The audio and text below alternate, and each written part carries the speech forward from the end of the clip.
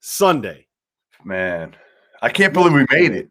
Like, it's just crazy to think, again, we didn't have it a year ago. So it's almost like surreal in a way that we got here in a season in which I think a lot of people thought we might never get here. That's all.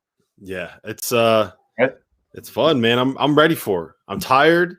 The daylight savings did not do me any favors. I decided we were going to do it last night. What kind of sadistic government entity is going to say, you know what, the day before Selection Sunday, let's just make sure that all these college basketball writers lose an extra hour of sleep. I wasn't already losing enough. Come on, guys. Oh man, yesterday was a fun day of hoops. So it was an awesome day of hoops, not a fun day. It was like one of the best days. I might put it up against any day this season. So here's the thing. To me, there were two main storylines that came out of yesterday's games. One, it's the bubbles bursting, right? It is the fact that Georgetown got themselves an automatic bid, and Oregon State got themselves an automatic bid, and Cincinnati put themselves in the position to get themselves an automatic bid, and that is just going to take away spots for teams like a Colorado State or a St. Louis or a Drake or some of these teams that are kind of right there on the cut line. Yeah. Two, the other part, which maybe you could speak to a little bit more, is it really felt like a kind of day where it's like, you know what? All these guys that are on the hot seat, maybe we should start sliding them off. Maybe they cool their seat down a little bit, whether it's a Wayne Tinkle or a Patrick Ewing or a Shaka Smart. Like, these are all guys. Pastner had already gotten off there. Shaka had already gotten off there. But, listen, there were four guys that had wins yesterday that furthered them from getting off the hot seat. Absolutely. Yeah, and honestly, at this point, I don't know if any of those guys were actually still really, quote unquote, on the hot seat, but they were definitely four guys that when the season started, we kind of we all circled. Like, everybody had Shaka Smart circled as like, you know what, if he doesn't get it done, maybe this is the year. And Wayne Tinkle, if he doesn't get it done, maybe this is the year. And you've been beating that drum. You hate Patrick Ewing for some reason. I actually don't. But what I would say to that, what I would say to all the people that are killing me and saying you were wrong about Patrick Ewing, I would just tell them to look at his regular season record this year. That's all. Like, great. I love the fact that they won. I love it. I love Patrick Ewing as a player. I root for him. That doesn't mean that I can't say that I didn't think it was a good hire. And the fact of the matter is, in 4 years, Georgetown is just a good job. They should never go 6 years between NCAA tournament appearances. Ever, ever, ever, ever, ever. So you're not wrong. You're not wrong. We don't need to go down the road about arguing about Georgetown. Let's talk about them. Let's talk about them winning that game, because, man, what a run through the Big East tournament. This is a team. Their last game of the regular season, they were down by 27 at the half. They packed it up. They were done. They were leaving. Their season was over, and they go out as the number 10 seed. And so, what are you more surprised about? Are you more surprised with Georgetown making a run to the Big East tournament title, or Oregon State making a run to the Pac-12 tournament title? Which one was more unexpected? Probably Georgetown. But here's the thing. We've talked about this all year, and I've been waiting to talk to you about this morning, is we have said all season long.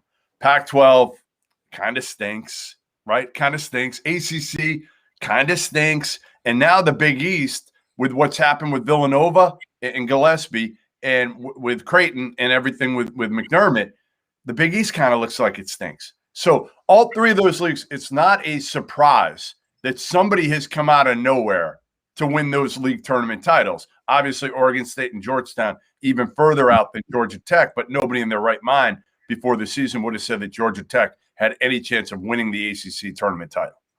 Yeah, I will pat myself on the back, though. I did say that Oregon State was where the value was in the Pac-12 tournament when it comes to taking a Pac-12 tournament future. I did say that Georgia Tech had some value if you wanted to take them for a ACC tournament future.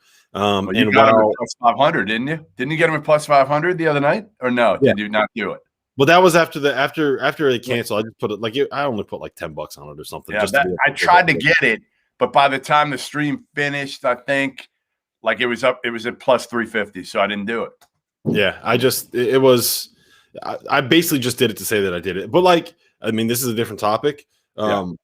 It's only added to the unbelievable run I've had this week. Part of the reason I'm so happy is that I'm legitimately up like a lot. Let's just say 40 units. I'm up 40 units. Entering this week, I was at the lowest point that I was all season long. And now, like yesterday, I basically made it won every single bet. Anyway, we don't have to talk about Good time to get hot. Good time to get hot, Rob. Hey, do not let me get hot. I just took all of Bet Rivers' money. Sorry. You know what? Eventually, I'm going to be a minority shareholder if I keep on this run. Bet Rivers. You know what it's going to be? You know what you are? You as a gambler are like you are probably on the basketball court where you're a streaky as hell shooter, right? Yeah. You can go. I'm just Mr. Consistency. I'm just like across the board this year.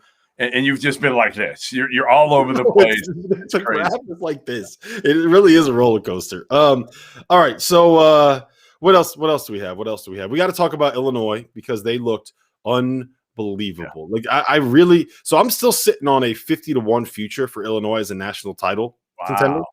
Nice. And I feel very, very, very good. You got a shot. I mean, you feel good because you got a shot. That's all you want. Yeah. I mean, what else can you ask for? They've been great. They've been great. And again, we go back to when Iowa got hurt. Best thing that could have happened to the Illini. Best thing that could have happened. And he was great again yesterday. But I think the mask has done him well. I think the Catwoman mask has helped him. Yeah. And look, so much of what this recent run that Illinois has been on, like I really do think that so much of it has to do with Andre Curbelo. I mean, how do you not love watching that kid play? Honestly, I think my two favorite players heading into March right now are Andre Curbelo and Jose Alvarado. Jose Alvarado's, first of all, his celebrations yesterday were so much fun. The two, everything about it. I mean, they just should have had. They need like an Alvarado cam, and they need it like during the selection Sunday tonight. We need a Jose Alvarado and Josh Pastner thanking everybody under the sun, thanking everybody. I mean, it's so corny. The interview yesterday when Pastner comes on, it's like, I just want to thank everybody. Coach Greenberg, thank you so much. Coach Fonz, thank you so much. I just want to thank everybody. You're all so great. And then Jose Alvarado comes on and goes, Coach, you're a champion. They can't take that away from you. The crazy part of Josh Pastner, the grandpa, and Jose Alvarado, the bulldog. Oh my God! You know how long I've known Josh Pastner? Forever, since he was like 17. Oh, so 17. I've known Josh Pastner like crazy. To me, he used to call. My wife used to get so pissed off because he used to call my cell, and it was in the days when I kept my cell on all night. And he would call like 1 a.m, like constantly when he was probably back as an assistant. He would wear me out. And I'm not the only one. Again, if you asked every national writer yesterday or ask every national writer, have you talked to Josh Pastner in the last 48 hours? I'm guessing 90% of them would say yes. Mm-hmm. I don't know how he does it, but he does it. Like he doesn't sleep. I don't know. It's a crazy story. Really cool story because he was run out of Memphis for people that don't know. And he gets Georgia Tech. And it's a very questionable hire by Mike Babinski, who's now the AD at Purdue. And he really, struggled a bunch at Georgia Tech and then went through some NCAA stuff that he was completely cleared of. But, relating to an assistant coach, taking Wendell Carter to a strip club. It's amazing. It's amazing. I mean, that one, Shaka Smart. I mean, Shaka's fired 2 years ago. If it's not for his buyout, he's fired. And maybe Scott Dolson in Indiana needs to look at that a little bit. Now, again, Shaka has done it. He's done better recruiting than Archie. That's the one thing is he's been able to pull elite level players every single year. But a lot of it is like Matt Coleman wasn't very good as a freshman. Now he's a senior. I was going to say the reason why they are where they are. Look, Greg Brown is wildly talented. Kai Jones is wildly talented. But the reason why they are where they are right now is because Matt Coleman is a stud at the point.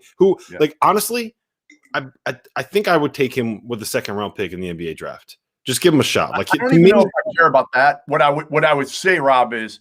And we should maybe do this. This could be a good segment this week is rank your top 10 point guards in the NCAA tournament that you trust, because Matt Coleman has to be in there. Has to be. But it's not just him, right? So you have that anchor at the point that you can trust, that veteran. They also have an anchor at the 5 in Jericho Sims that is just a terrific defender, terrific rebounder, does all the stuff that you need him to do. And you surround all of that with a couple of guys like Greg Brown and Kai Jones who can make all these different plays that let you have all these different lineups that you could put out there, with a Courtney Ramey who can and Andrew Jones, 2 guys that can, if you need him to, go down and knock 6 or 7 threes down in a game, right?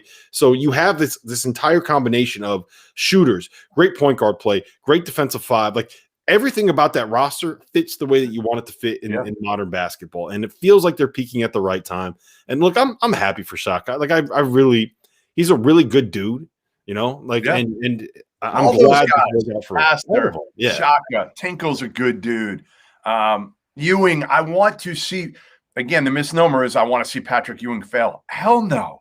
I love Patrick Ewing as a player. I grew up watching him.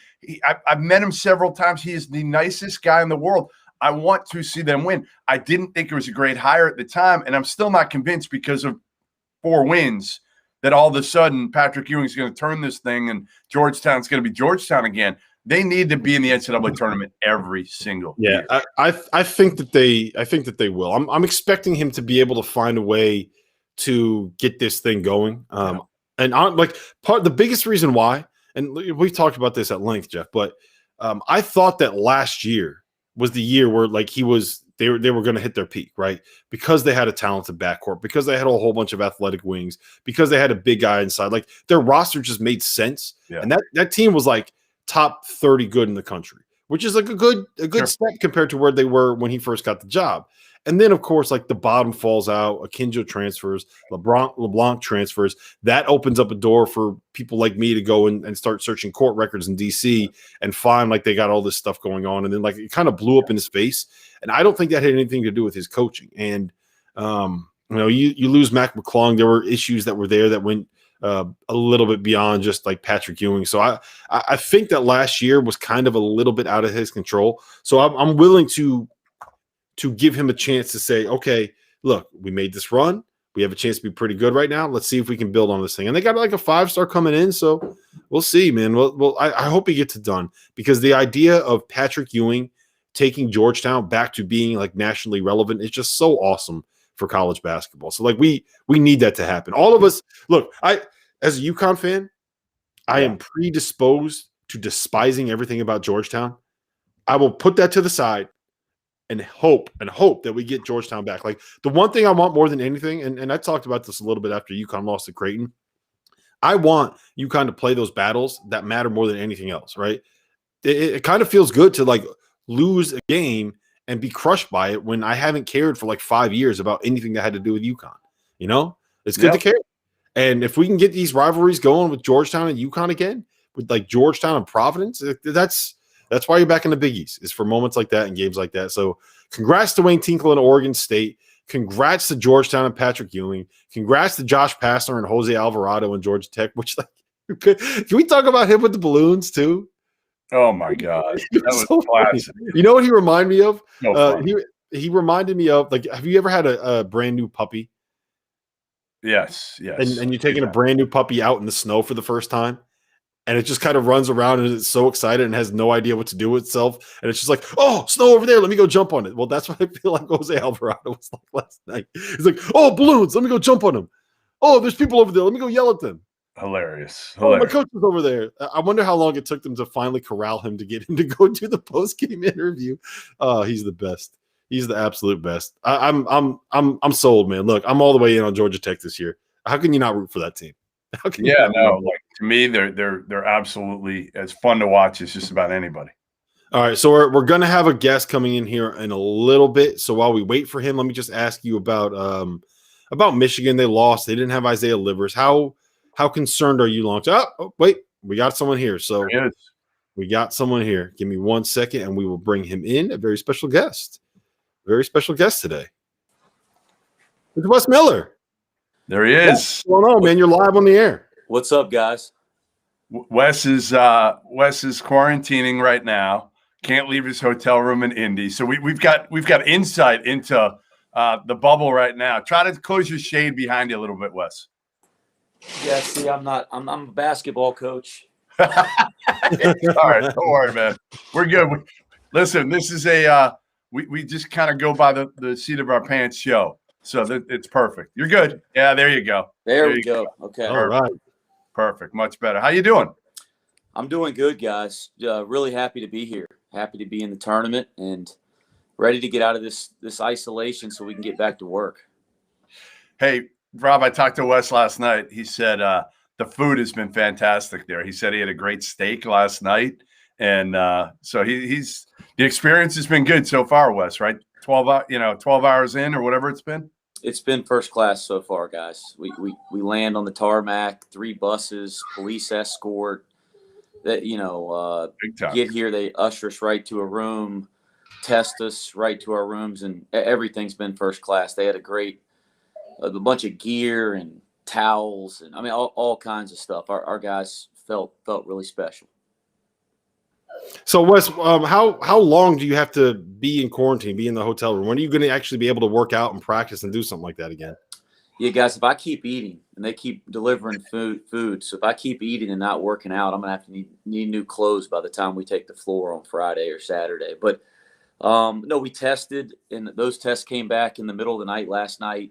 We passed all those. They were all negative. Good. We tested again this morning at 7:30, and so we're waiting on those tests to come back. If that second test comes back and everybody's negative, we'll be released from the isolation, and then at that point kind of confined to the bubble. All right, so Wes, obviously you had high expectations this year coming into the season.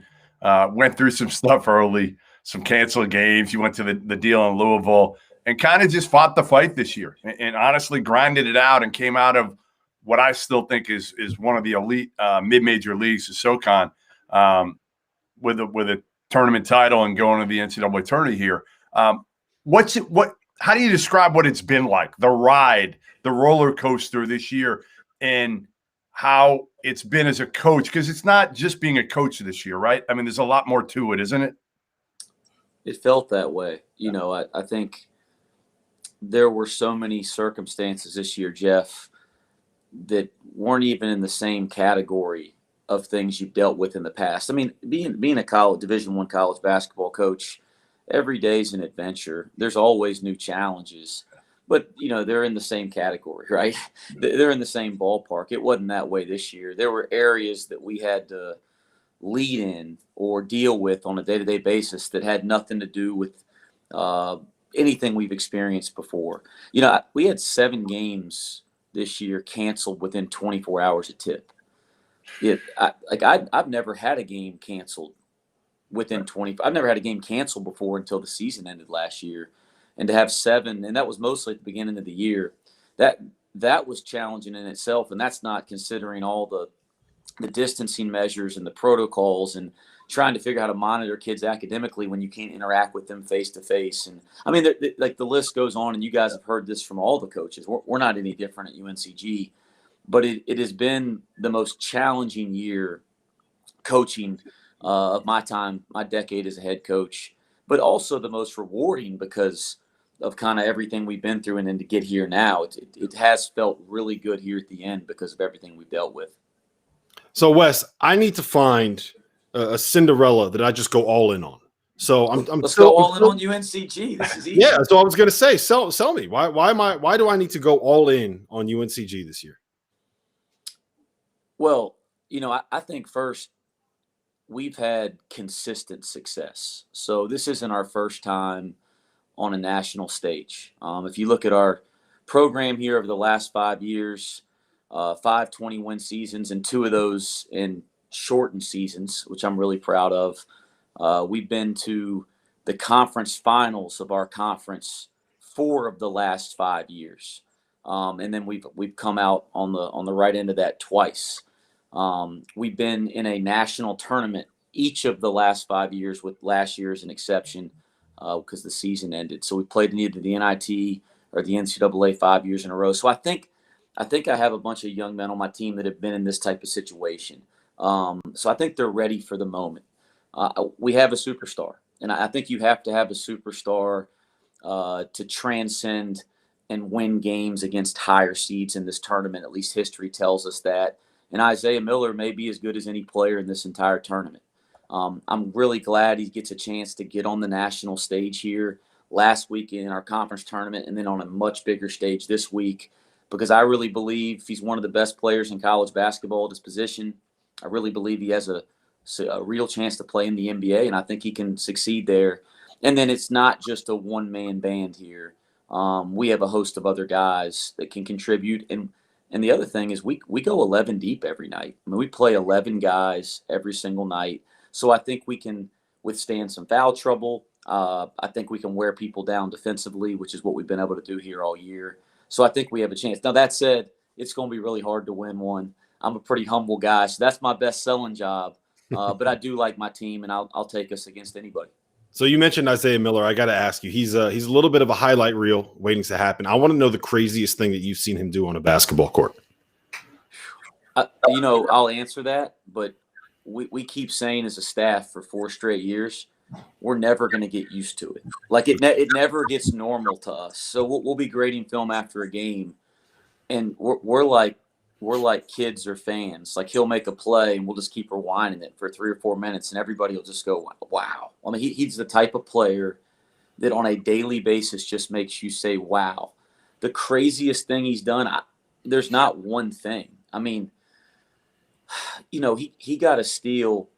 We're playing at East Tennessee State the last game of the regular season, and we know if we win that game, we have a chance to win the regular season this year in the SoCon, to cut down nets, to hang a banner. Now, we needed some help in other games, but we had to win that game on the road at East Tennessee State. And East Tennessee State, guys, has been terrific. And it's a really hard place to play. And he gets a steal in the last 10 minutes of the game in a one-possession game, takes 1 or 2 dribbles, and with the defense, a couple feet behind him, just windmills, like full windmill dunk. I mean, that's the kind of stuff. I mean, as a coach, you just want 2 points. You're trying to win the game. But he has the ability to make spectacular plays at full speed and game speed in plays that most coaches wouldn't let guys make in warm-ups. So I'm not saying I let him do it, but he does spectacular stuff like that every night. Now, the dunks everybody sees because they get on SportsCenter, and he's had a ton of great highlights over the years. Some of the greatest plays he makes, Rob, are some of the defensive deflections he gets. We haven't played a lot of our 1-2-2 this year, but his first 3 years we played a 1-2-2 on almost every made basket for all 3 seasons, and he'd be at the top of it. And at least once a game, he'd jump up and snatch a looping pass over the top. And you had to really watch, but there's some of the most athletic plays I've ever seen on a basketball court. Like college players throwing a pass over the top, and he just at 6 foot just jumps up, snatches it, and goes down and dunks it. Rob, it's just like when I watched another kid named Miller play at New Hampton Prep years ago. He made some of the same plays. Well, no doubt, guys, and we have the same last name. And my dad, who has 5 children, over the years here, since I've been coaching Isaiah, goes around Greensboro telling everybody that Isaiah is his 6th child and the most athletic of the bunch. But no, there is no relation, and there's no resemblance in athleticism. 0. That's for sure. Absolutely 0. Hey, Wes, do you remember about 10 years ago now, you and I had lunch in Framingham, Massachusetts at Olive Garden? Do you remember that lunch? That was longer than that. Well, longer than 10 before years you ago. got the head job, you were an assistant at that point under Mike DeMent, weren't you? I don't even think I was at Greensboro, Jeff. I think I was at High Point. No, I think you were at Greensboro. Maybe I just come to Greensboro, but that had to be. Yeah, it's like 12 years ago. 27 years old. Honestly, you don't look like you've aged at all since then. Now, maybe it's the hat right now. I don't know, but you've done a good job. Whatever you've done has worked, especially in the pandemic. The to lighting, stay looking young. Guys, I got gray hairs and bags under my eyes, and all. So Jeff, I need to hire you. Like your PR guy. Yeah, you'd be a great PR guy for me. But I appreciate it. But maybe I feel it's the like lighting. Maybe you got the lighting just right. We all saw how prepared I was for that. Well, listen, we appreciate you jumping on for a few. Good luck down there. I will see you. I'll wave to you when I see you in a couple days. And enjoy the experience, man. Enjoy it. Guys, thanks so much for having us. We're going to make the most of it. You got it. Thanks. Wes Miller, UNCG head coach. There he is, straight from Indy in his hotel room quarantining. Where do you get that type of access? Nowhere else. Nowhere. Only here. Only on the field of 68. Yep. Yeah, it's winners only on this network. So we're going to need Wes Miller to go out and make a run for us. He sold me, though. I'm in. Isaiah Miller, Wes Miller. Tomorrow may be tough, Rob. Tomorrow's going to be a little tougher to get somebody because they're going to find out who they're playing tonight. And we're going to see, I think we got to lock somebody in now before before their heads start spinning tomorrow. Yep. We'll figure it out. All right. Before we move on to today's games, I did just want to touch a little bit on Michigan because we were about to do that before Wes jumped on. So no Isaiah Livers. They lose to Ohio State. They almost made a comeback to win that game down the stretch. How concerned are you about this Michigan team? Is not having Livers, is that a game changer? Where do you stand on this? Yeah, it's a game changer. Of course it's a game changer. Again, we made an argument that he could be their most valuable player this year. Does everything for him, shoots the ball. I think he's kind of got that shit to him too, and some leadership qualities. And as we talked about yesterday, it's a puzzle, and that puzzle, the pieces really fit together very, very well for that Michigan team, especially with Mike Smith, right? He was kind of the final piece of that puzzle, and we all questioned whether he was going to be good enough coming from the Ivy League. He's been plenty good enough, but part of the reason he's been good enough, Rob, is because he's had Hunter Dickinson to give the ball to down low, and he's got wings who can make shots. Obviously, they can defend. We know that as well. And again, Wagner, I always want more from him. I feel like I always am wanting more from him. I get the upside. Sometimes you see it. Yeah. Yeah. The thing about Franz is he's not a takeover guy, right? He's a piece.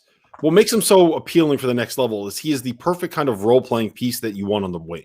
So because what teams scour the globe for right now are 6'9" wings that can knock down threes, that can make plays off the bounce, and that are going to be switchable defensively, that understand how to play. And he's perfect. He's a perfect role player. But that's what he is. He's a role player. If he's your number one option offensively, you're going to be in a little bit of trouble. And to me, that's kind of the knock on this Michigan team is that they don't necessarily have a star. The reason why they're so good is because every one of their pieces works together in concert perfectly. Exactly. Mike Smith is exactly the point guard you want when you have a bunch of 3-and-D wings around the perimeter that can shoot and a 5 in Hunter Dickinson that just completely overwhelms people in the paint. Hunter Dickinson is the perfect 5 to have when you have all those other guys around him, right? And Isaiah Livers slotting perfectly at the 4 because he's their best three-point shooter. He is a guy. It's a little bit of the DeAndre Hunter thing with Virginia in 2018 when we all knew that Ty Jerome and Kyle Guy were the stars, and you had other guys that were the best players. But it's just he's the piece that kind of makes everything fit together, right? And oh, by the way, he just so happens to be a guy that's going to end up playing in the NBA. And I think you can make the argument that right now he's probably their best player in the moment. So I think it's a major blow, and I think it really significantly lowers what their ceiling can be. Now, the big question is going to be how long is he out for? He was kind of running around yesterday and moving around. So I don't know if it's the kind of thing where he's done for the tournament. And I don't think they know the answer. I don't think they know the answer to that. Talking to people close to the Michigan program, they're optimistic or hopeful. I should say, not optimistic. They're hopeful he can play at some point in the NCAA tournament, maybe even as soon. It sounds like they're not thinking it's likely next week, but the Sweet 16 that week. And they can get by they can get out of the first weekend without him. They're good enough to be able to do that. Ohio State's really good, and they hung with them. That we had a question about Kyle Young. He's not going to play today. Yeah, he's not going to play today. And the thing is, it's a concussion protocol thing. So there's a certain number of days that he has to be before, with no symptoms before he can play again. And the window between now and when the tournament actually starts should be enough time for him to be back. But he can't play today. it's a concussion. Yeah, I mean, protocol. listen, we saw how long it took that it took Io. I mean, he could be out for another week on this. Yep. Yeah. All right. I said that we are going to go straight into to today's slate after this, but I do just want to mention Memphis. Like, oh man, what so heartbreaking for them. Back to back, Memphis, back to back, one possession losses against Houston, where one of those wins probably gets them into the NCAA tournament. I just feel for him, man. I feel for the kid. But you know what? You know what? You put yourself in that position, and with that talent, you shouldn't have. You shouldn't have been in that position where you needed that win. Not with that team. Yeah, you're right. Things really changed for them in when they got DeAndre Williams and when he was able to get eligible, and that's when things really turned around for them. He was kind of that like missing piece that they needed: a tough guy, defender, a winner, a veteran, old. He's like 38 at this point, so tough. I feel bad for him. I was hoping that they would make it. Like I just want teams like Memphis and teams like Georgetown. You just want to see them in the event because of the fan base, because of the passion, because of who their coaches are, everything about it. We haven't mentioned Rick Pitino yet, have we? We have not mentioned one slick Rick won. The other slick Rick couldn't close it out. Yeah. So Pitino's back, so at least we got one major brand. All right, let's talk about today's slate. We can do about 5 games. 5 games. We can make through these 5. Is there anything? And then wait. Before we get there, everybody who's watching, make sure tonight we're going to have a trio of shows on right after the Selection Sunday, right after the brackets are announced. Go ahead. You can tell everybody the lineup. Well, we have at 7:00 right away. We're going to have Tim Miles with the legend that is John Fanta, streaming live, breaking down the bracket. I am going to be going live with Deshaun Butler at 8 p.m. And then at 9 p.m., some show it's Robbie Hummel and some jackass. I don't remember who it is. Yeah. Probably a guy that's going to be wearing a cow hat. I might shower and go hatless tonight. Well, thank you for showering. I'm sure that your wife will appreciate that you finally took a shower. All right, let's talk about today's slate. As always, every line that you hear referenced on the show is going to be coming from our partners over at Bet Rivers. Is there anything that you really love today? Because I think there's only one line that I'm really, really into, that I really, really like. Yeah, I mean, I think I like Illinois, I guess. That's probably without Kyle Young. I guess I like Illinois given 6. That's probably, I don't know. And the other one, maybe take the points with Loyola. 10 points, right? 10? Yeah, 10 points does seem like a lot there. So let me ask you this. The thing that I'm concerned about with Illinois is that what we've always looked for all season long are teams that can pull Kofi away from the basket.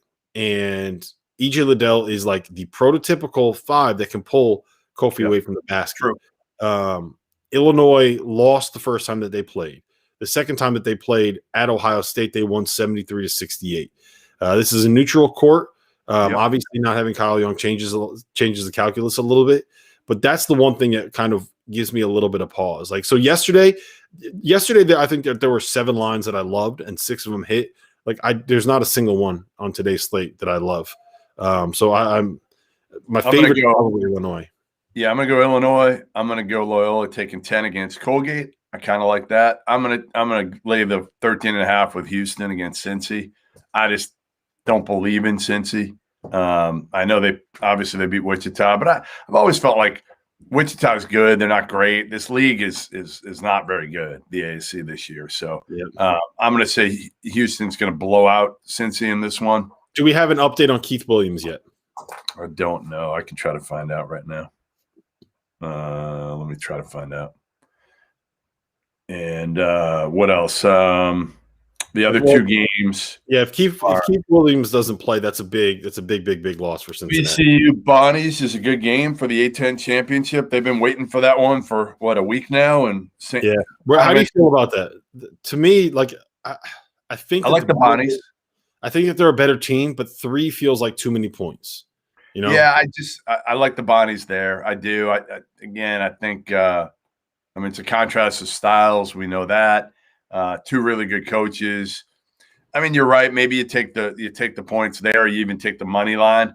but I would lean towards giving the 3. Yeah.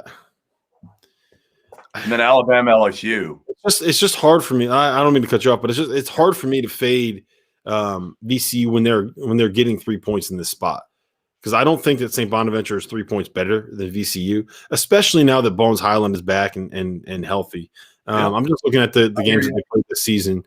The Bonnies won by 16 at home, and the VCU beat St. Bonaventure in their own building. And that was what was that, 2 weeks ago? So they split this season. Yep. I don't know. I kind of lean VCU here. I don't know. All right. I don't know. You I don't feel right about. You're the hot one right now. You're hot as hell. So people should probably be. Well, listen. I'll tell you this much. Yeah, I had a lot of money on the line yesterday. I'm going to have nowhere near. I don't have anywhere near as good of a feel about this slate of games as I did yesterday. LSU, Alabama. How do you feel about that? That line is 6.5, by the way. Yeah, I'll take the points. I'll take the points there. I know. Listen, I'm scared. Anytime I go against Alabama, I feel like Crystal Oates is going to come at me, that she's going to be very upset. But 6.5, I'm not saying Alabama's not going to win the game. I think they're going to win. I just think LSU covers. I like the over there. Okay. I like the over. It feels like Alabama got their stinker out of the way in the first half against Tennessee, and they came back and they won that game, and they covered that game. They looked great against Mississippi State, and I think that there is I don't think there's any love lost between the staff. So I think that they're going to go out there and they're going to try to make a point. LSU is not a team known for their defense, and if you're not going to play defense against Alabama, then that's the kind of team that can put 100 up on you really, really quickly. So. I'm expecting something of a back and forth affair, so I will be on the over in that spot, and I do expect Alabama to be able to go out and get that win. 6.5 is a lot of points there, so it is. Yeah, I'll be on the over. We have a question from Austin. Do you think that Kansas will play in the tournament, Kansas and Virginia? Yeah, I got to run after this question, but I do think as of yesterday, I had talked to somebody at Kansas, and they felt pretty confident they're going to be able to play. But again, as I said yesterday, they're going to be without a key player. So at least one, and probably only one key player. So yeah, I'd be careful. I'd be careful with Kansas in your brackets. But again, make sure you check in with us tonight. Again, 3 shows tonight. We'll have our usual show tomorrow morning. Then Tuesday, Rob, I don't know how we're going to do it. I got a flight out. Hold on. We got to see how we're going to pull this out. 10:15 flight. We might have to go early on Tuesday. Might have to move it up. We'll figure something. We'll figure early show that maybe we record and stream at 9, but we gotta figure it out. So we'll talk about that. But everybody, again, thanks for joining us. As always, make sure you join us tonight for our trifecta of shows after the brackets are announced.